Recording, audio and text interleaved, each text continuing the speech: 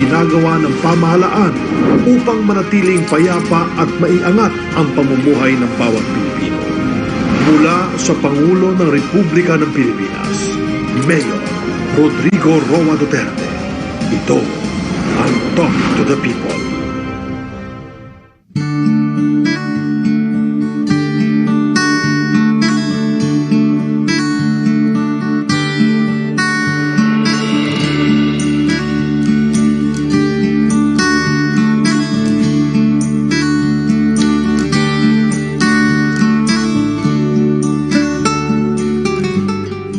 Magandang araw po sa lahat ng ating mga kababayan.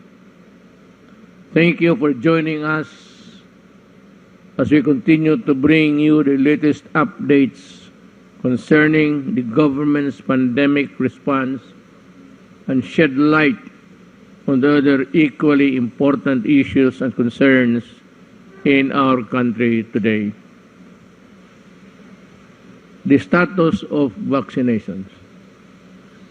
I am pleased to report to you that as of today, more than 20.3 million Filipinos, or 26% of the country's eligible population, have been fully vaccinated.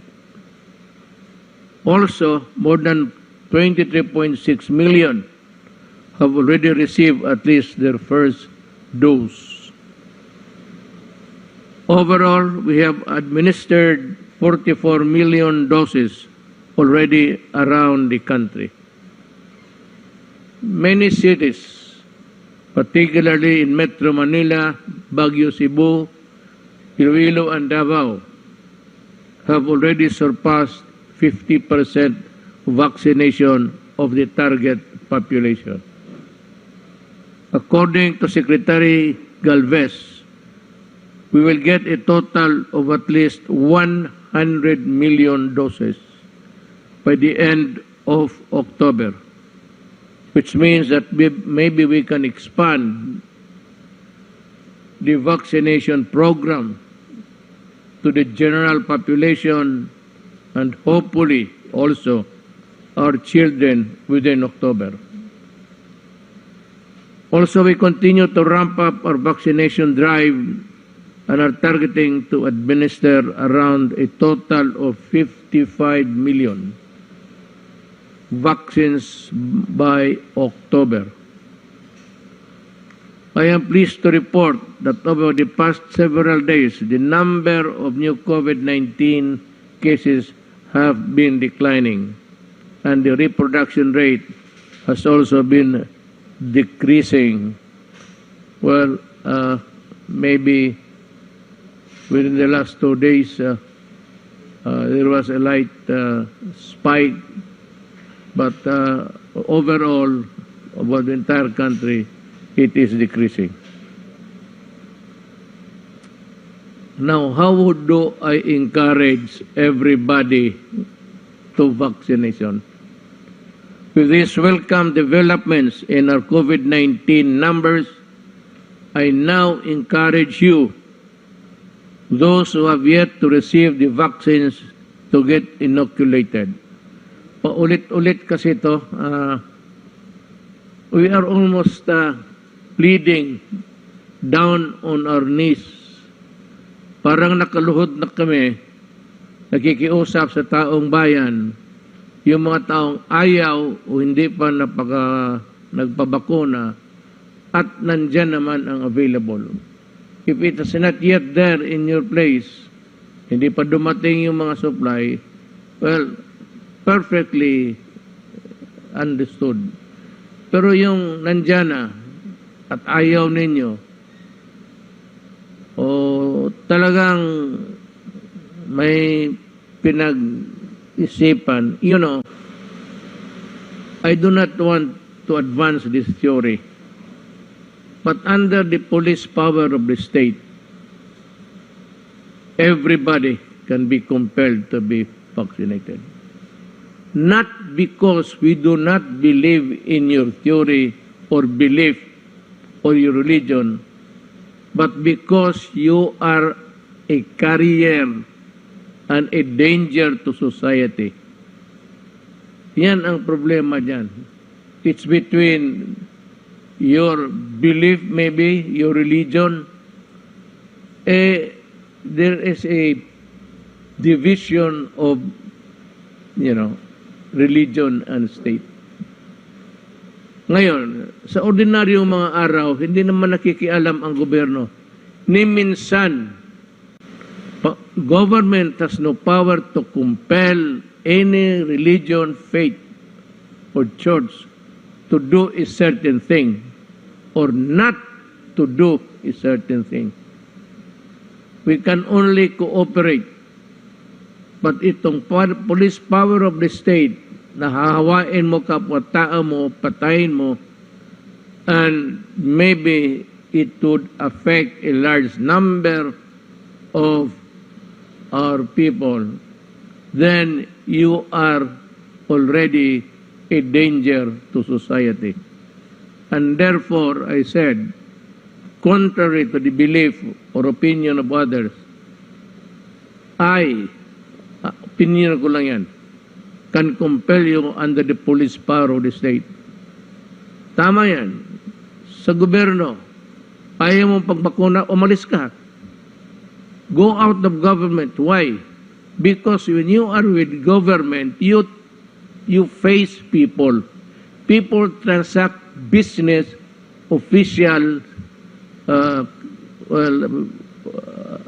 audiences, or visits.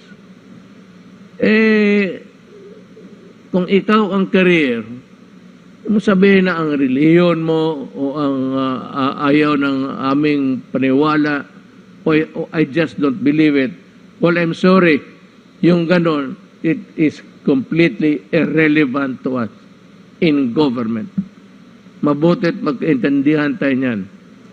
Because if everybody does not comply with the vaccines, and we can have a widespread wildfire spread, then the police must go in and intervene in your private life so that you cannot be a danger to society. The 7-day average of new cases decreased by 13%, and we hope that this trend will continue in the days and weeks ahead. Nagdadasal ako. Sana po, I hope God is listening. But I hope He is not busy enough with other things in the universe to just take a look dito sa kung saan tayo nagkaroon. So, paano ko kaya ma-encourage? Paano ko? Hindi naman ito takutan. Government does not instill fear. Government can appeal. Government can talk. And government can pray and hope that you will listen to the well-studied, pinag-aralan. Hindi lang na isang tao, buong mundo ang mga scientists. I hope that you can give credence also to the people na kung ikaw lang. May mga tao kasi pilosopo, well, this is not really to insult you, but may nakinig ako minsan sa TV, may no offense intended. Sabi mo, ayaw mo, hindi ka maniwala.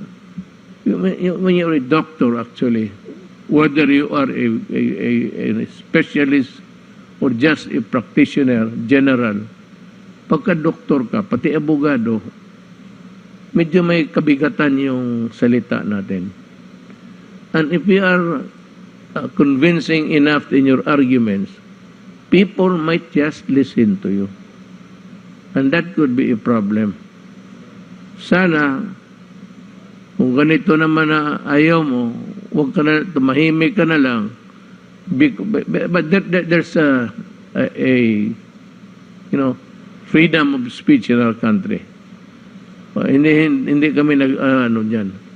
But sana naman, you will go by the almost general trend all over the world na vaccination or to get vaccinated or inoculated is really the best defense for yourself and for your fellow men.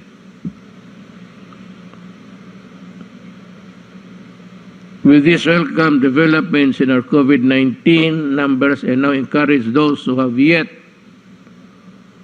to get their vaccines to get inoculated. In our best form of defense against the virus, along with the continued observance of health protocols and guidelines.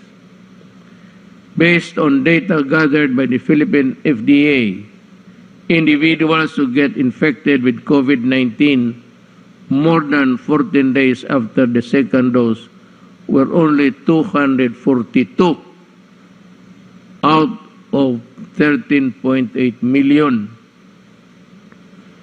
who have already been fully vaccinated with vaccine, which is 0.0017. Yung karamihan,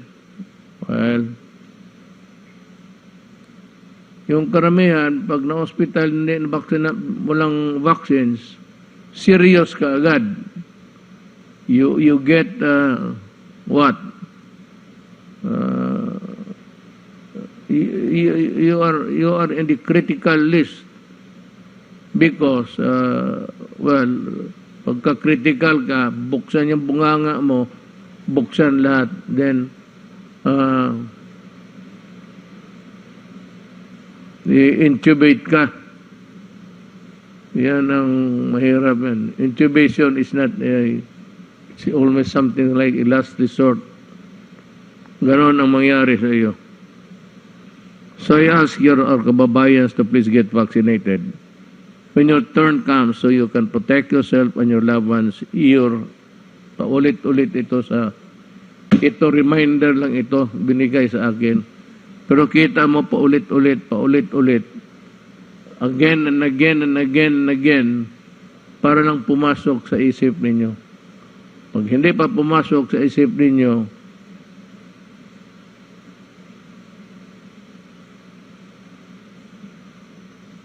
ito naman, vaccination is also a step towards returning to normalcy so we can ease the restriction. Matagal pa tayo makabalik sa yung nakaraan, just before the pandemic. I think that it would not be, wala man tubig itong pislit ko.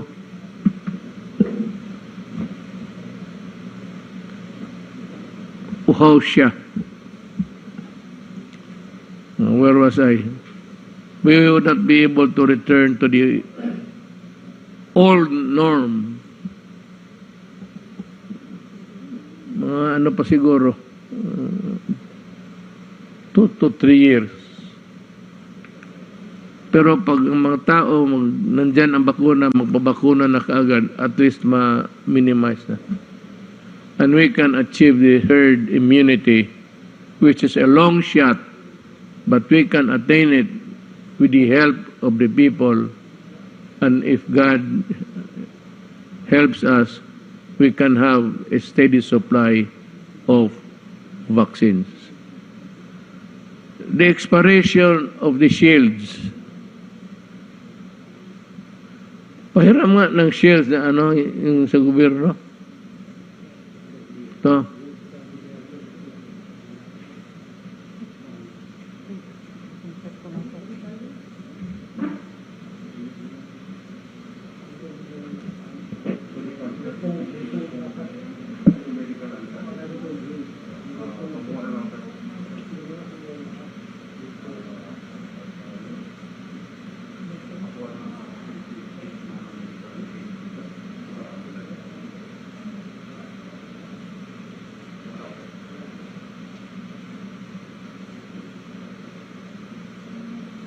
Alam mo, may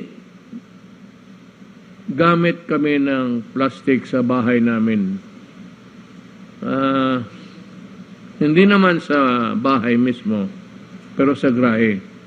It was plastic. I really do not know where my father got it. But yun ang ginamit niya kasi mahal man plastic na lang. Alam mo, sa totoo lang, hanggang ngayon ang plastic nandiyan pa. At kung titignan mo mabuti, pag sa harap mo doon sa kabila yung COVID, makikita mo pa. And that was about...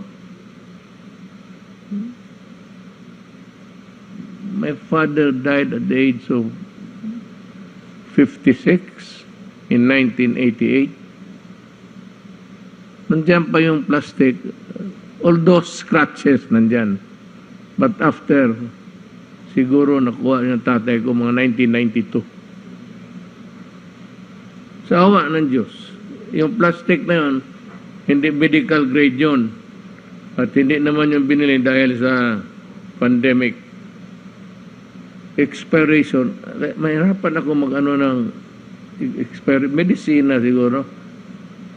Pero itong makahiram lang mo ng plastic. Pare-pareho man lahat yan.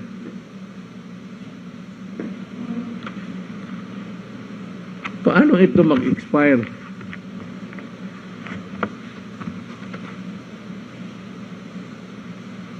Unless abusuhin mo, itapon-tapon mo. Pero kung isuot mo lang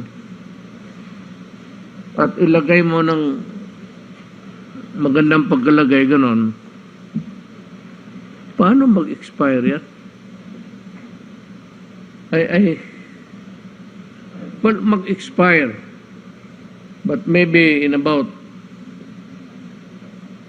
take about 10, 15 years, ayan, mag-expire yan dahil sa scratches. Pag-alaga, hindi sa pag-alaga. Eh kung maalagaan mo lang yan, matagal yan. Kailangan itong sila Gordon, obvious na wala nang ibang mahanap na pwedeng ibato ng issue against officials of the executive. Kaya ako, I am not bothered at all. Sabi ni Gordon na yayanig ako. Gordon, kung alam mo lang ang buhay ko, yours must be a gilded life kasi anak ka ng mayaman.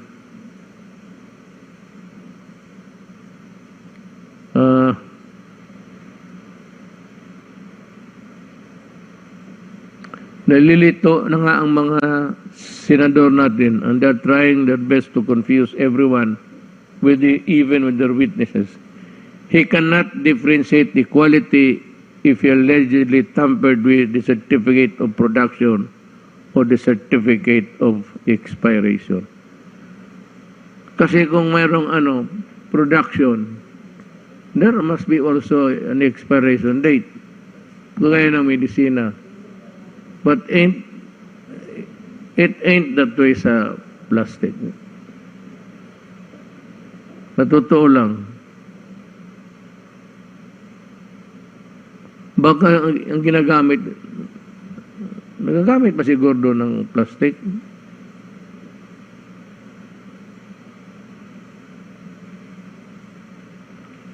At this juncture, may ask Secretary Duque. Secretary, itong suot ko, papa-expire mo din para bakit pinapasuot mo sa akin? Kung yung binigay ninyo mag-expire, bakit mo binigay sa akin? Mamatay na lang ako, nandiyan pa yung plastic. Pakiulit nga sa mga it's a redundant story for you. Well, it's because the senators have a hard time, let me use the best term for that, comprehending all that is about resulting of Senate hearing. Sir. Maraming salamat ho, Mr. President at Senator Bongo, Chair ng Committee on Health at ang ating pong mga kasama, si ES Medialdea at mga kasama ko po sa gabinete at sa ating pong mga kababayan. Magandang gabi po sa inyong lahat. Yung pong face shield na pinag-uusapan po, ito po yung binili ng Department of Health mula po sa PSDBM na sila naman po ang nag-angkat o sila ang bumili mula doon po sa kumpanyang Pharmaly. Yung pong medical grade na face shield, katulad po dito, yung nga lang meron pong foam. May foam dito po sa bandang taas na kapag sinuot po yan, yung foam andito po yan, ano? Yung foam po, yun ang nagiging nagde-deteriorate sa mahabang panahon. It becomes brittle and nagiging powder, sir. At saka yung kanyang garter nagiging brittle din po. At yun po ang tinatawag natin na may shelf life of about 36 months. So, yan po, hindi po natin tinatanggap ang mga supplies nang hindi po ini-inspect ng ating pong DOH inspection team. Ganun din po ang akin pong nakalap na report, ang PSDBM, meron din po silang inspection team.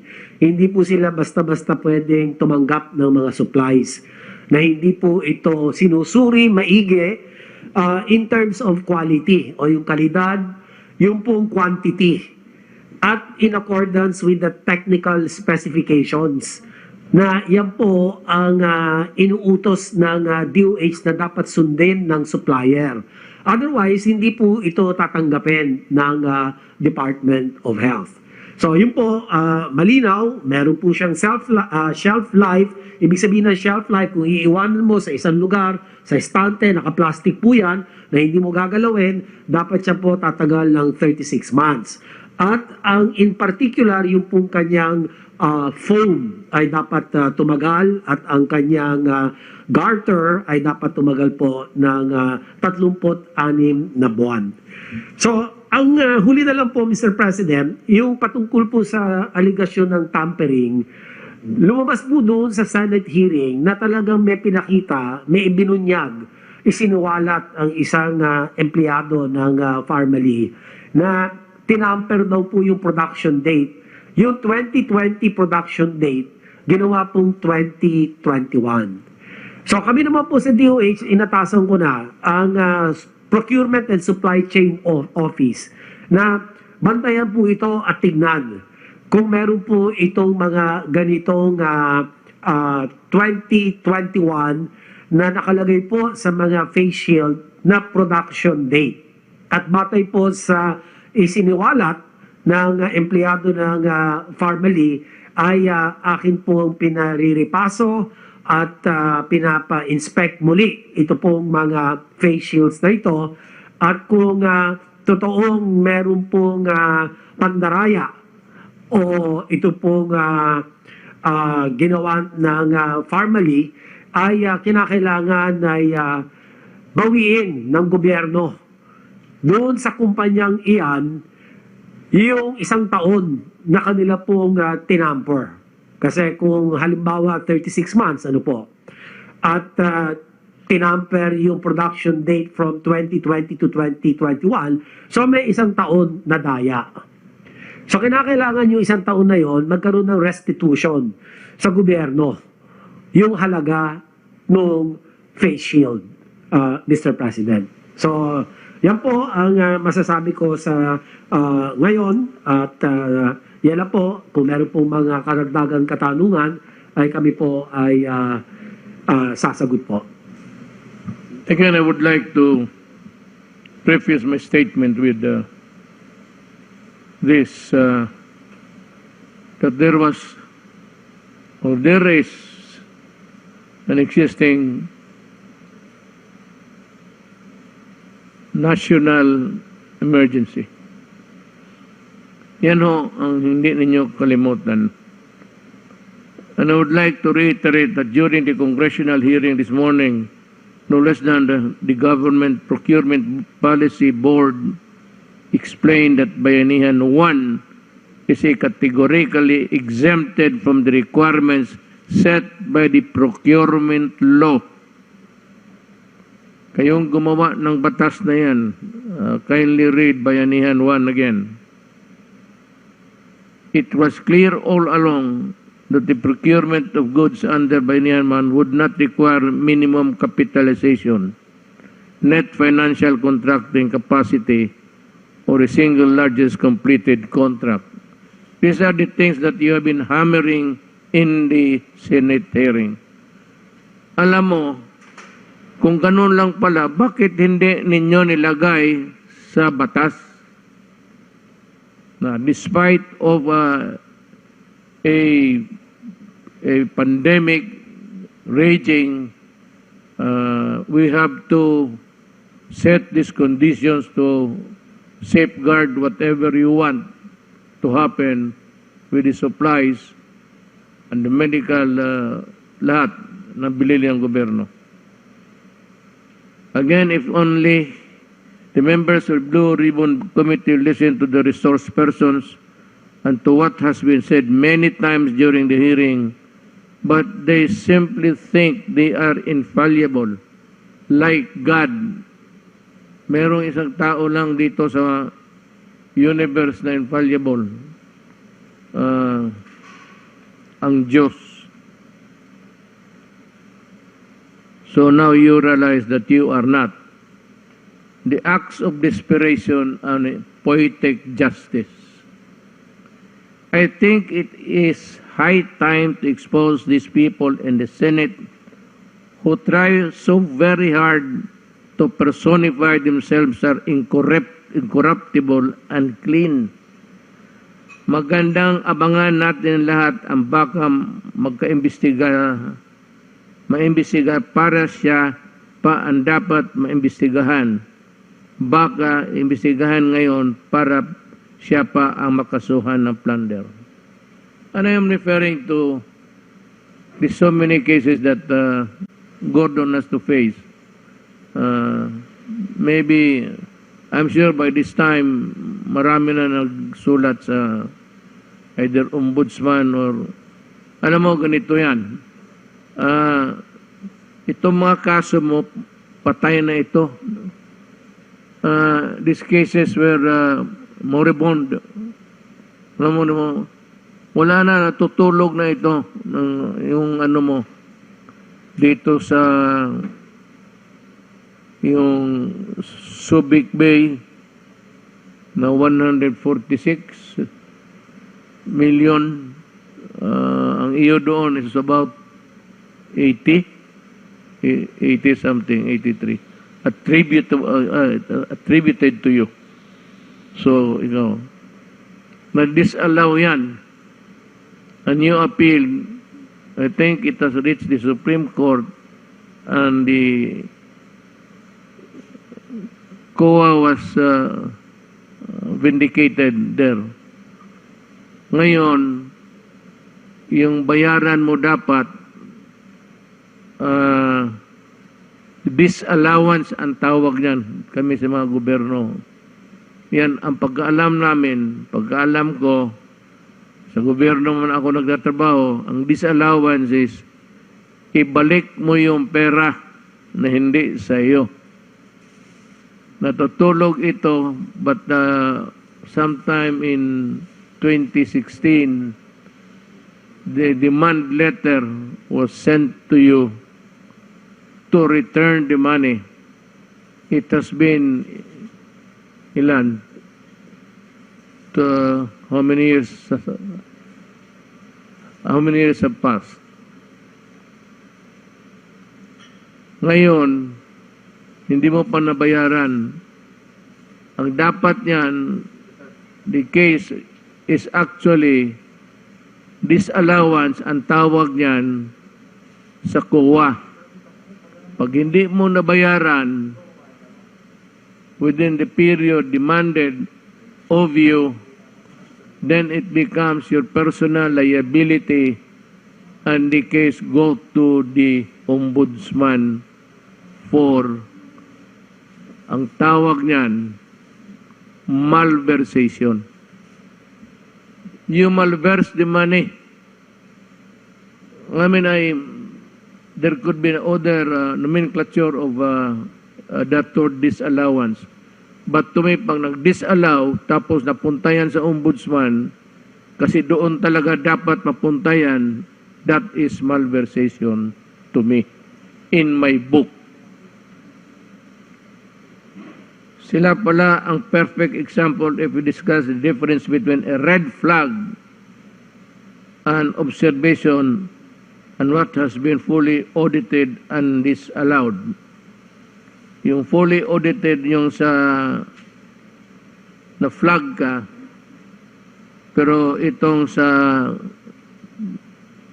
pagka may mali, disallowance.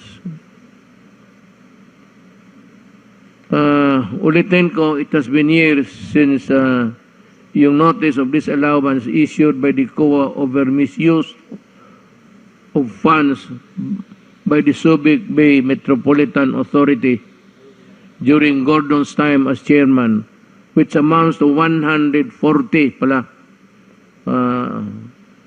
Sabi ko, correct me if I'm wrong, it's at 146.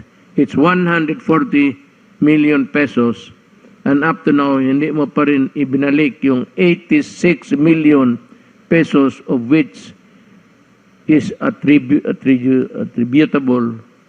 to Gordon. So sana yung pera.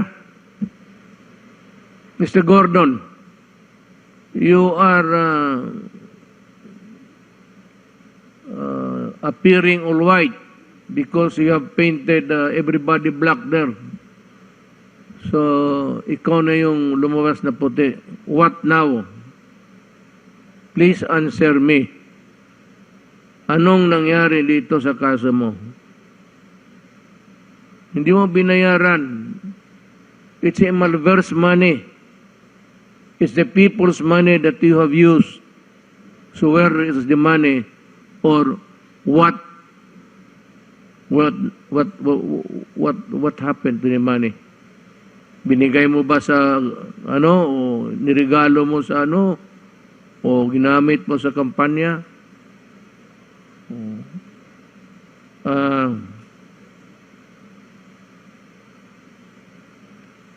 I am now asking the Solicitor General to formally ask COA to act on the disallowance and remind them of their constitutional duty to collect the 140 million pesos as stated in the demand letter of SBMA Chairperson and Administrator Isma, dated August of this year, which was sent via registered mail.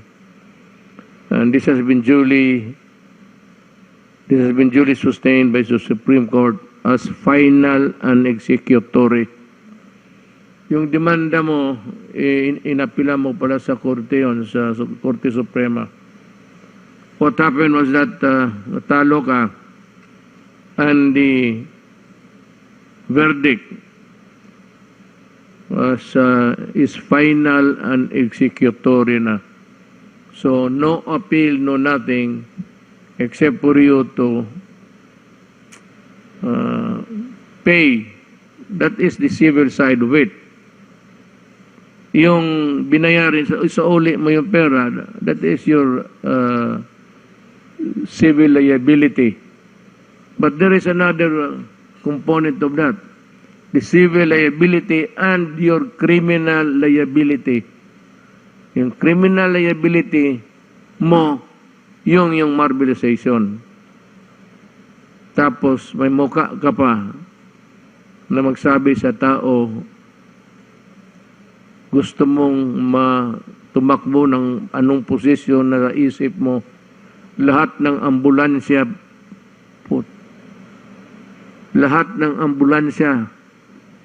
ng Red Cross, nakaplastada yung muka mo. Ako hindi naman sa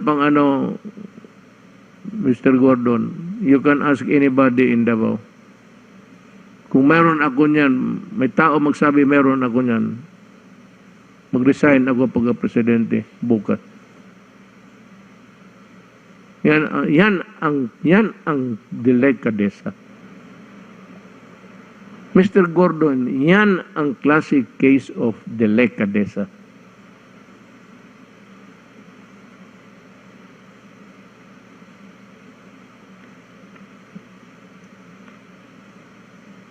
On the matter of the testing kits, pinalabas na naman nila, overpriced na naman.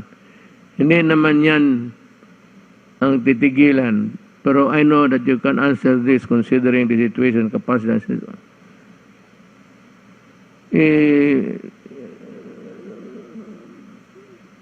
Testing kits. Well, I think the Director General sa FDA can help us solve the problem. Kindly explain how sa yung itong testing kits para maintindihan ni Gordon, pati ang taong bayan. Yes, sir. Meron po akong konting papakita ng mga testing kit po natin. Andali lang.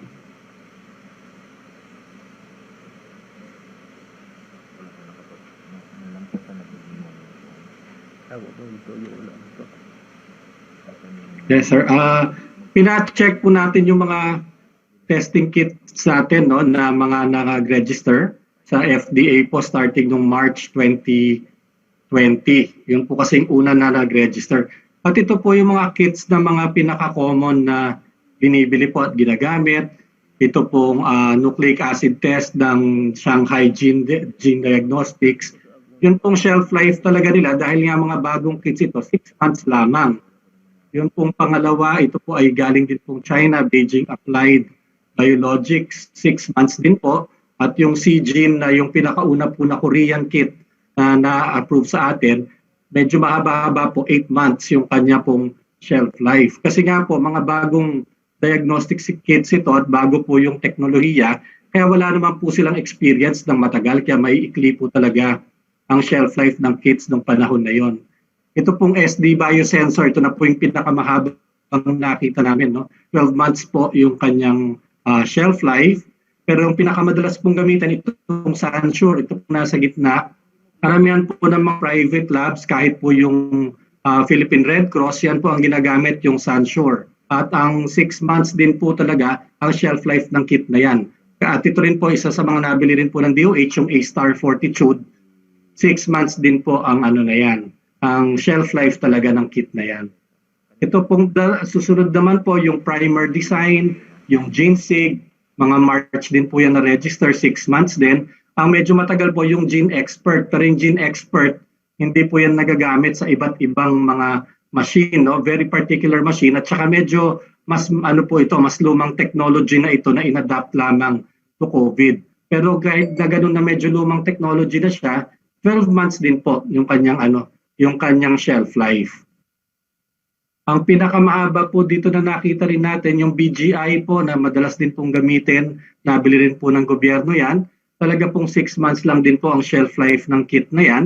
At yung Mirces po na Fortitude, ito October na po, ng bandang end of the year na po ito na-register with a shelf life of 12 months. So nung tinignan po namin talaga, mahigit halos 200 po yung in the end na-register ng mga test kits sa atin sa FDA from March to November ng 2020.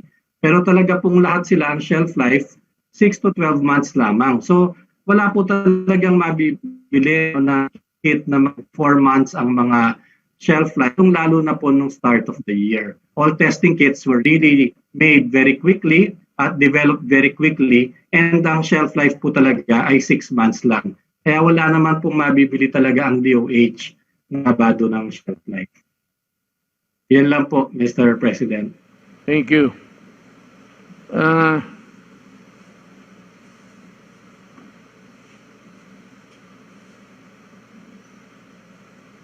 Itong may isa pa akong resource person na gusto kong lumabas.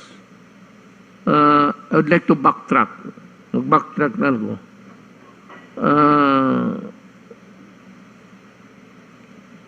Yung sabi ng sabi ng financial contracting capacity or the single largest completed contract.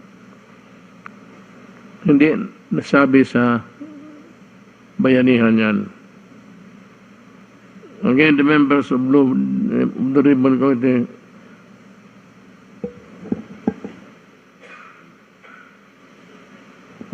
COVID na ako. Talaga. Hindi kasi nag-appreciate, hindi mag-mask. Pati lahat yan sa panel, no? Magka-COVID yan. Just to drive home the point. Kasi yung witness nila, nawala, yung nawala, yung auditor, nag-testify,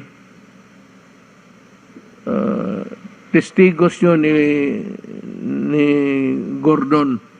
Siya ata yung kanyang initiative to invite as a resource person yung isang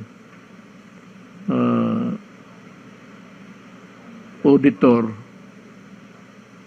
Pero witness niya when he was asked sa lower house in a hearing of the same subject matter. Kung nandyan yung si kay Congressman Marcoleta, nandiyan kayo.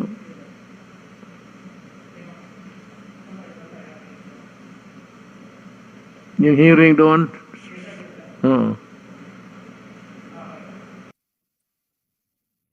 Alam mo ba yung bayanihan 1, Mr. Abrea? Yes, Mr. Chair.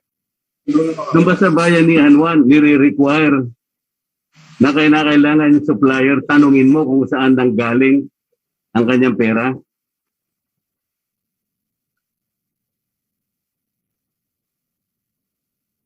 Naintindihan mo yung tanong? Uulitin ko pa ba?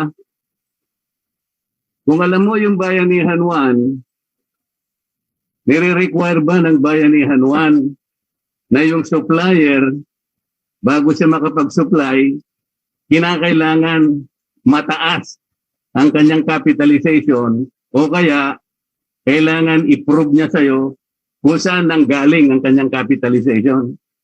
Nire-require ba yun ng bayanihan 1?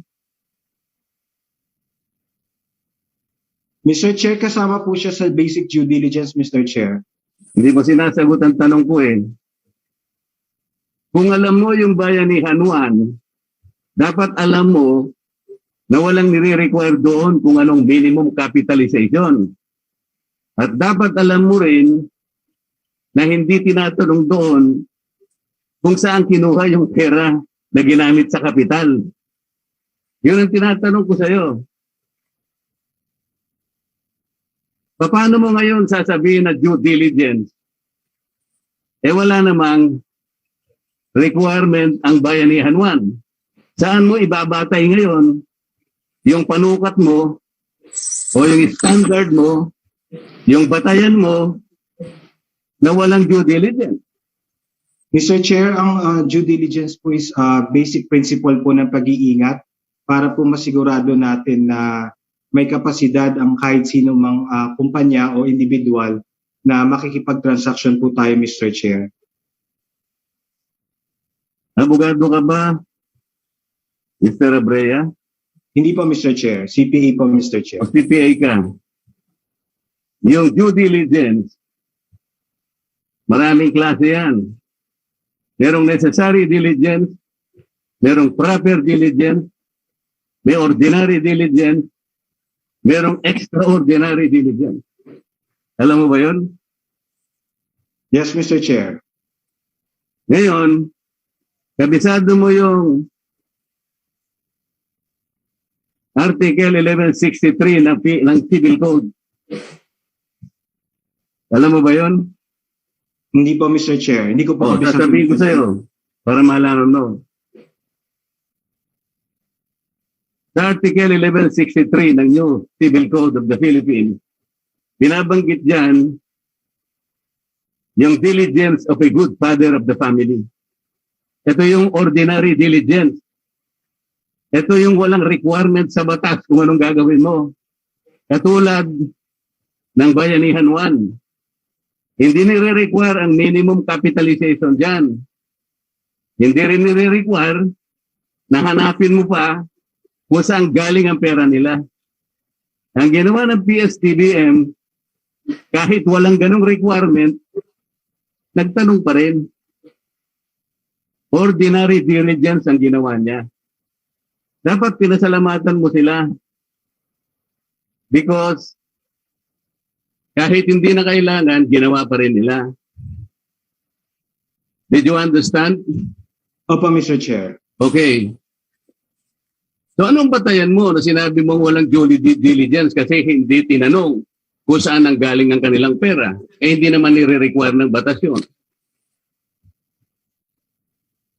Yun po Saan mo kasi pinatay? Kasi tinawag nilang expert witness.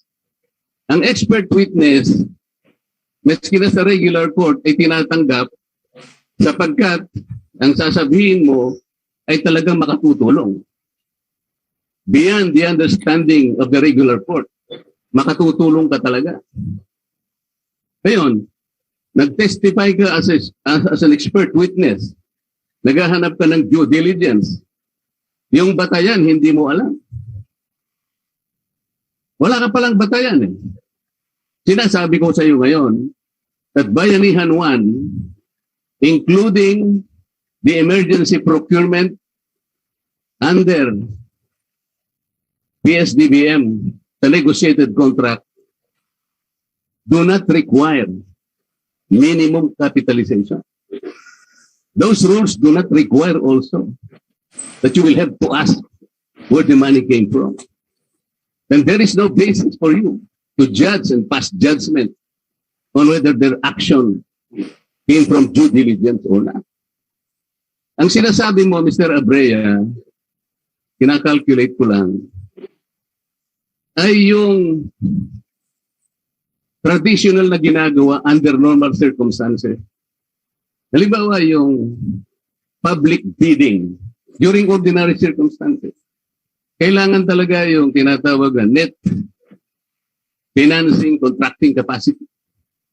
Kailangan din yung SLCC na sinasabi.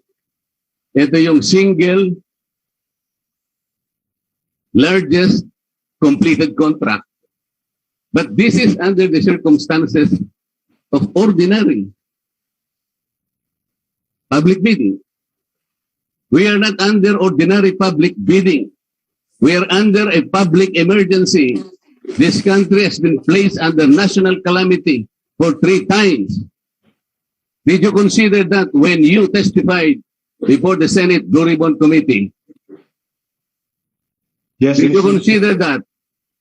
Yes, Mr. Chair. Oh, when you consider that, paano mo ngayong sasabihin na walang due diligence? What is the basis? Ganito na lang para maintindihan mo, Mr. Abrea.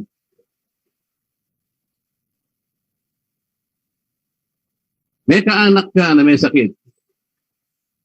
Palagay na nating medyo delikado ang kanyang kalagayan.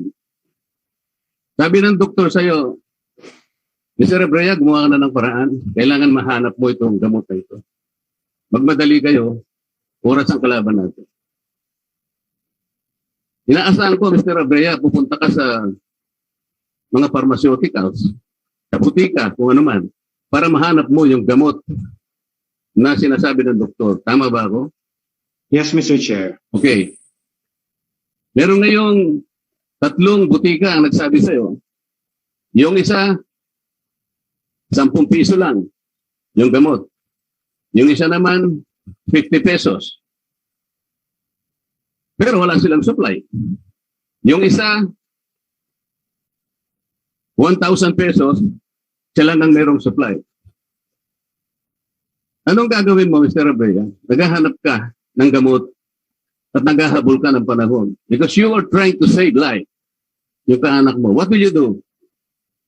Bibili po ako, Mr. Chair, dun sa may supply, Mr. Chair. Yung 1,000 pesos. Kahit na yung kalaban niya 10 pesos and 20 pesos lang, because they don't have the supply at the time you needed most that particular drug. Tama? Tama po, Mr. Chair. Tama ka talaga. Ngayon, ibig mo ba sabihin, doon sa nagbigay sa iyo ng gamot na yun, 1,000? Tatanungin mo ba siya? Teka muna, tingnan ko nga yung capitalization mo kung tunay ka talaga. Tatanong mo ba sa kanya yon? Hindi po, Mr. Chair. Okay. Tatanungin mo ba kung saan nanggaling yung kanyang capitalization? Because if you do not do that, sasabihin mo wala kang due diligence. Sasabihin ba ng kamag-anak mo, yung kapamilya mo, what is your name, sir? Mr. Mon Abreu. Mon, sabi niya, Mon, wala ka naman due diligence eh. Binili mo kagad eh. Padaskul ka naman. Bakit hindi mo muna tinanong kung yan ay may capitalization? Bakit yan hindi mo muna tinanong kung saan niya kinuha yung kanyang capitalization? Baka naman kinakailangan i-report mo yan sa AMLA.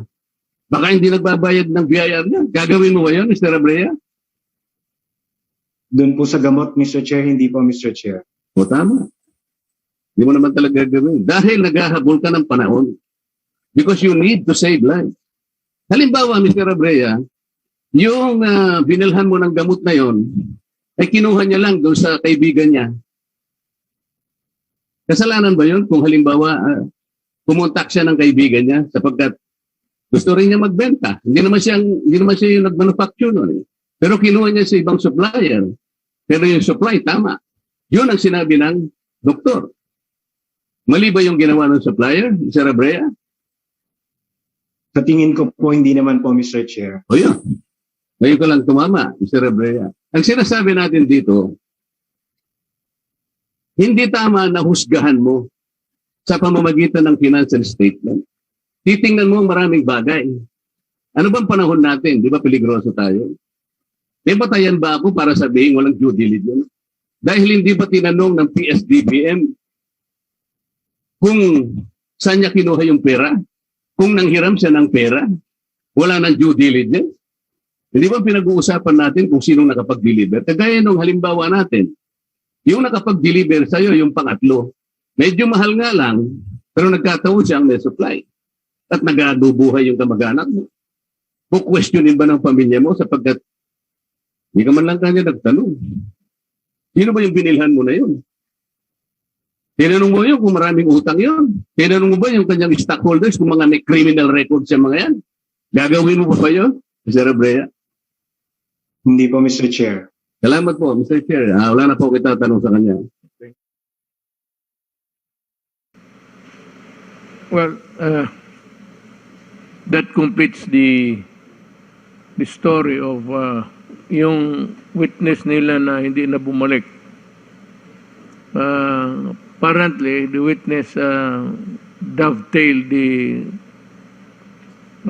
questions and the answers which Congressman Marcolita wanted to come out from his mouth. Lumabas yung totoo. At bago yung totoo nagsasabi, hindi na wala na. After that, nawala. Hindi na makita.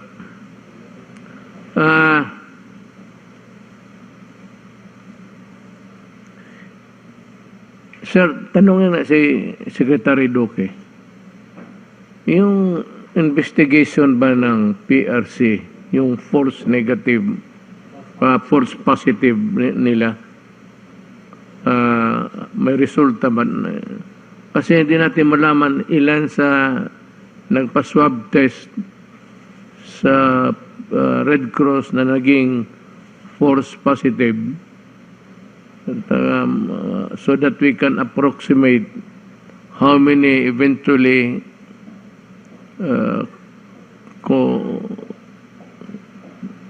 contracted the disease because of the false finding.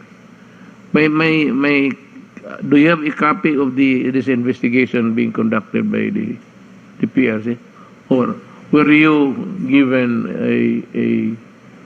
at least a rundown of what's happening there. Well, Mr. President, yung pong preliminary report po sa akin ay yung sa PRC Logistics and Training Center sa Subic. Ito po yung sumuri ng mga nasopharyngeal swab. Ito po sa throat at saka sa may ilong. Yung 49 out of 49 lumalabas po na nag-positive. So 100% lahat. No exception, lahat nag-positive. That was a result that was released on September 3, 2020. So ang ginawa po nung mga nagkaroon ng positive test results sa PRC sa Logistic and Training Center sa Subic, nagduda po sila. So pupunta ngayon sila sa Medical City Clark Laboratory. At doon po, September 6, nagpa-swab ulit sila, nasopharyngeal and oropharyngeal swab. At lumalabas, out of the 49, 5 po ang nag-positive lamang. So 10% lang po compared sa 100% sa kabila. Ngayon po, kasalukuyan ay iniimbestigahan po ng Research Institute for Tropical Medicine at meron po silang report na lalabas pa lang, makukumpleto ang kanilang investigation, Mr. President, by October 8. So antayin lang po natin dahil medyo masalimuot po yung proseso ng kanila pong investigation. Dahil kinakailangan po rito, highly technical po ang proseso. At 4 po ang mga hakbang na kanila pong ginagawa. Yung number 1, yung paglilipaso po ng mga laboratory records noong pong mga ginawang testing ng PRC at sinisiguro po nila kung tama yung testing protocol, kung nasunod ho ba talaga yung proseso. Pangalawa po ay yung paglilipaso ng tinatawag na case investigation reports. Dito po ay biniberipika yung exposure, yung symptoms, at mga iba pa po mga relevant clinical and epidemiological information. At pangatlo po, meron tinatawag na remote verification. Dito nililipaso naman po yung mga prosesong isinasagawa ng mga laboratorio at yung pong mga measures or procedures, no? At pang-apat po, pinakahuli yung troubleshooting proficiency test panel to all concerned laboratories. Dito po, bine-verify yung pong kakayanan ng mga laboratorio na talagang tama ang kanila pong pagtukoy noong presensya ng tinatawag na SARS-CoV-2 viral RNA at titingnan po nila ng talagang masusing pamamaraan yung detection system na ginagamit po ng laboratory. Dalawa po kasing laboratory pinag-uusapan natin dito, yung PRC po, na kung saan lumabas 100% ng positive yung mga healthcare workers, at yung isa po sa the Medical City Clark, yun din po ay tinitignan ng RITM. So Mr. President, yan lang po ang aking masasabi sa ngayon. Kinakailangan po by October 8, lalabas po ang resulta ng investigation at akin pong ibabahagi sa inyo. Salamat po. Salamat, Secretary Duque. It is good that there is an independent investigating agency para well, if there's nothing wrong, we can accept that. If there is something wrong, then the chairman of the Red Cross has to answer for it. It's yung supervision mo was not done properly in the absence of a supervised examinations in your agency, that hindi ninyo nagawa yan. I think that Gordon has to answer for that also. Now I want to focus on my attention on what appears to be an intimidation of Resource Persons during the Blue Ribbon Committee. Dahil ba hindi ninyo nakuha ang sagot na gusto ninyong marinig sa isang resource person, inikulong ninyo at gusto pa ninyong ipalipat na sa Pasay City Jail. Nandoon na nga ngayon. Ipanalipat, you really had him transferred in the Pasay City Jail. Now, let me just shoot the breeze with you, the senators. Kaya ba kayo nag-iimbestiga to find out the truth? So because if the truth is already there with you, what's the use of looking for an answer in an investigation? Magtatanong kayo. Kung ayaw ninyo yung sagot, magagalit kayo. Tapos you threaten, we will cite you in contempt. And we can detain you forever. Is that how a civilized Congress works? Takutan ba ito? Kaya nag-iimbestiga ka kasi gusto mong malaman na yung sagot ng tao hindi sang-ayon sa alam mo na ang totoo. Then do not blame him because that is his truth. You just cannot assume altogether that he is lying. That would be a cockeyed view of what a hearing should be. Kaya ka nag-imbestiga, kumukuha ka ng sagot. Bakit ka makipagdebate at ang sabihin mo nagsisinungaling siya? So therefore, may sariling answer ka na. You have already in yourself the answer because every time the resource person answers and it does not fit the thing or the solution in your mind, you threaten them and actually you did actually detain them in the Pasay City Jail. So, kung may alam ka na, bakit ka makipag-away? Bakit mo pa ipakulong isang tao na alam mo na pala ang sagot? Bakit ka pa mag-imbestiga? If you are trying to ferret out the truth, you wait until everybody has testified. So, dyan mo na makuha ang the whole picture kung ano talaga ang nangyari. You do not do it by a piecemeal hearing. And every time you ask a question and you have a preconceived notion of what is the correct answer, you get mad and threaten them with imprisonment. Akala ba ninyo ayaw na? Akala ko ba ayaw ng mga taong Pilipinas ng martial law? Tignan mo yung ginagawa ng Senado ngayon. It is just more than a martial law. Mote pa martial law, dali ka pa doon sa korte ng military or at least it's a court before you were held before a military or a civilian as they wanted it to be at that time. But at least there is a court hearing and the person accused is afforded the right to be heard. Yan ang importante dyan.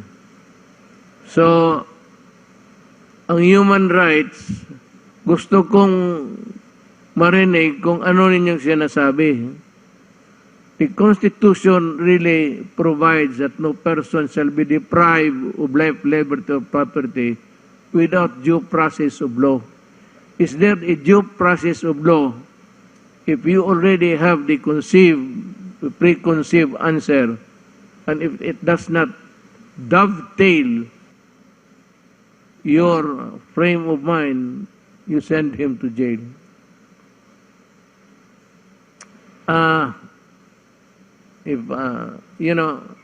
just piece of advice. I think sino yung tao na sabi ko nga, durugin na ninyo. Yung Parmalin, durugin na ninyo. Pero not at the expense of the constitutional rights of whoever is testifying there.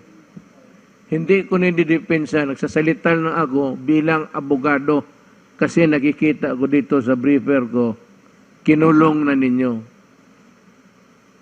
So what's the use of hearing kung may alam ka na pala na Mr. Gordon, you're a lawyer, do not try to be a lawyer and not a despot. You are not the king of Congress. Please do it for the sake of you, your family, and for the country. So, bago ako magtapos, marami na akong nadaldal.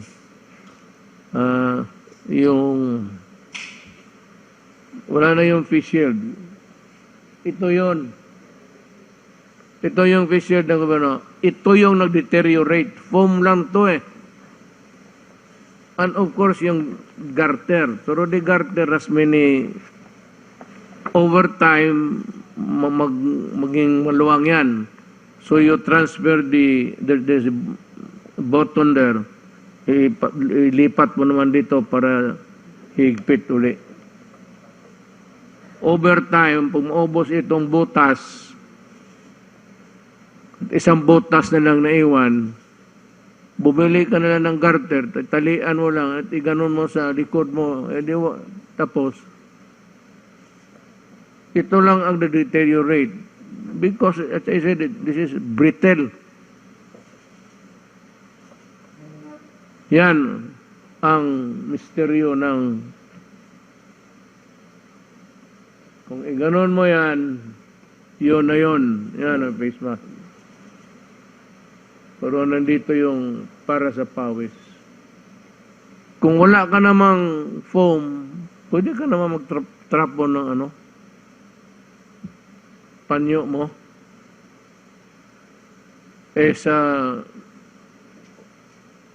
Nakita ko sa sine sa operating room, ang pahid ng pawis ng surgeon yung nagtatrabaho, yung nurse.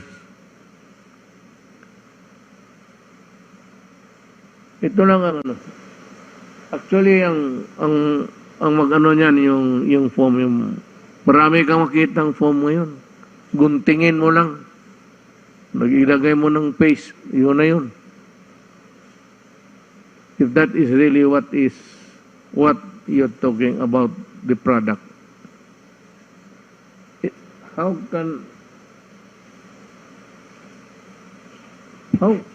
can this thing deteriorate?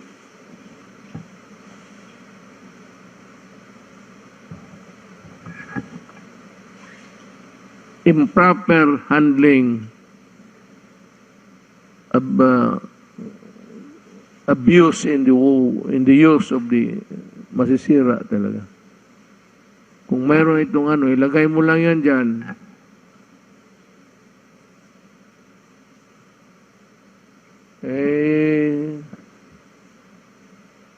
Mask, hugas at iwas. Iwas ng wag lumapit.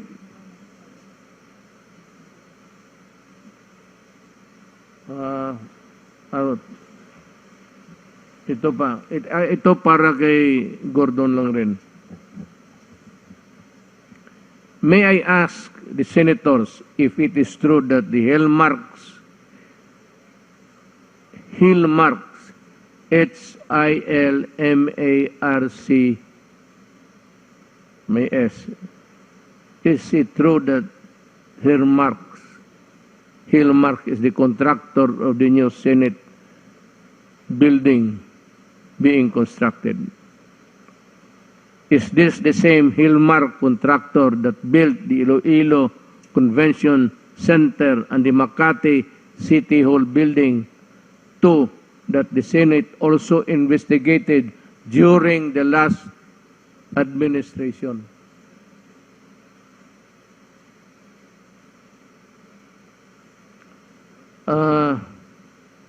Gusto ko rin malaman na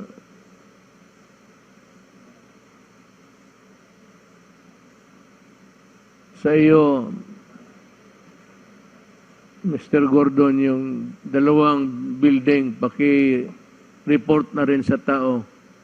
The reason why the people are also interested in the investigation, in the audit, is gusto ng tao buksan ninyo ang libro para makita kung saan tumakbo yung pera.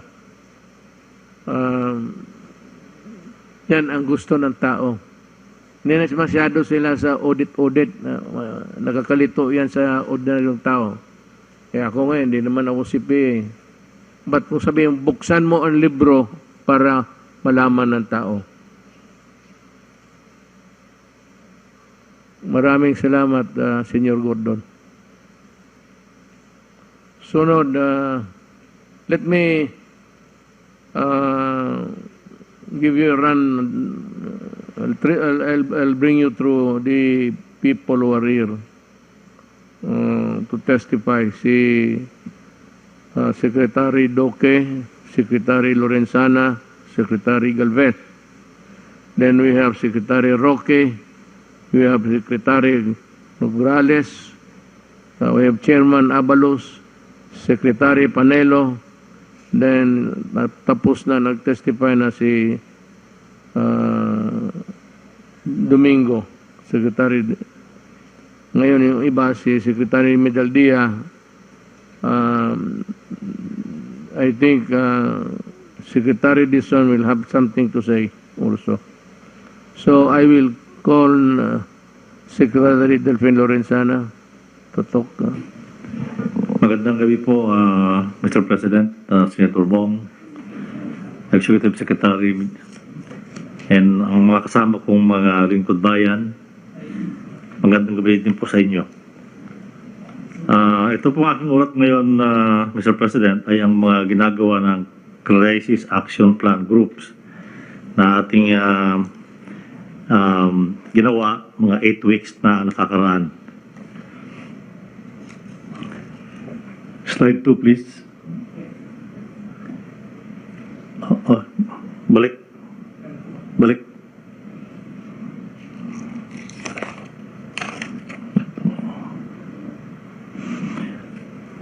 Ang community subcluster, Mr. President, back pa?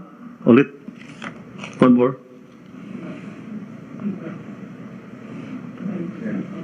Yeah, sunod. Next.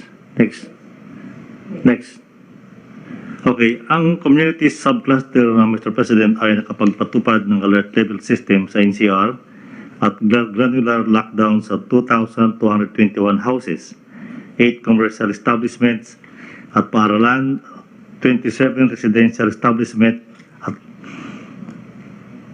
buildings, 34 streets, 13 villages o subdivisions, 19 blocks at 14 settlements. Nagpatuloy sa pag-hire ng mga contact tracers sa buong bansa na kasalukuyang nasa 127,326 katao. Next slide, please. Napabilis ng pagsasagawa ng contact tracing mula 26,245 noong nakaraang linggo, tumaas sa 29,250. Ang suspect at probable cases ang na-trace, na-assess at na-isolate sa loob ng 24 oras. Samantala, 16,908 naman ang confirmed cases na agarang na-trace at na-isolate para sa kabuuang bilang na 132,358. Napahusay ng ating testing capacity kung saan mula 19,382, 19,382,245 nakaraang linggo ay tumaas sa 19,532,516 ang kabuuang bilang ng mga individual na na-test mula noong nakaraang taon. Next slide please. Nakapagdagdag ng mga COVID-19 dedicated beds para tugunan ang patuloy na pagdami ng mga COVID-19 cases. Sa kasalukuyan, meron ng mahigit na 150,000 na kama para sa mga pasyente sa 9,106 pasilidad sa buong bansa. Mula 34% noong nakaraang linggo, bumaba ang occupancy rate sa 32.78%. Nakapagtatag ng COVID Task Force sa 81 provinces, 146 cities at 1,484 municipalities. Nakapagtatag ng isolation units sa 81 provinces, 144 cities at 1,451 municipalities. Nakapag-organisa ng mga health information centers sa 78 probinsya, 144 na syudad at 1,463 munisipalidad. Next slide please. At mahigpit na pinatupad ang minimum public health standards. Sa kabila nito, nakakalungkot na may karagdagang 262,391 na kaso ng paglabag sa linggong ito para sa kabuuang bilang na 2,350,438. 114,247 naman ang mga naharang sa checkpoints para sa kabuuang bilang na 142,991, habang 1,379 ang unauthorized persons outside residence o UPORs para sa 18,136 kabuuang bilang nito. Nagpalabas din ang DSWD ng Memorandum Circular No. 11 ukol sa guidelines on the provision of family food packs in support of affected families due to declaration of granular lockdowns bilang pagkahanda sakaling palawigin pa ang pagdeklara ng granular lockdown.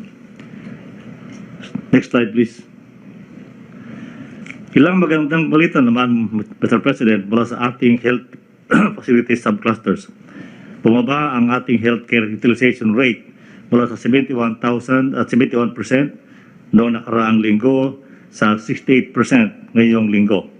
1% ang naibaba sa ICU beds at 3% naman sa ward beds, sabalit tumaas ng 1% ang mga nagamit na isolated beds. Nakapagdagdag ng mga licensed hospital beds sa nakalaan para sa COVID-19 mula 38.5% sa 38.57% o napakaliit lang po, 0.07% kayong linggo increase. Mula 4,349 naging 4,426 ang bilang ng ICU beds. Samantalang mula 21,000 tumaas sa 21,208 ang bilang ng isolation beds at mula naman sa 15,814 ay 16,000 na ngayon ang ward beds. Next slide please. Napag-alamang 67% o 67% sa ICU at 84% sa mga intubated patient ang hindi pa nabakunahan.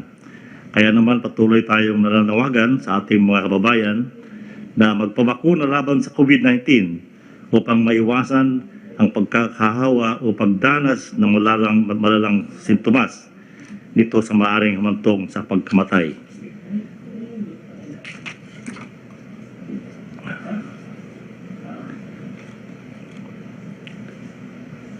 Next slide please.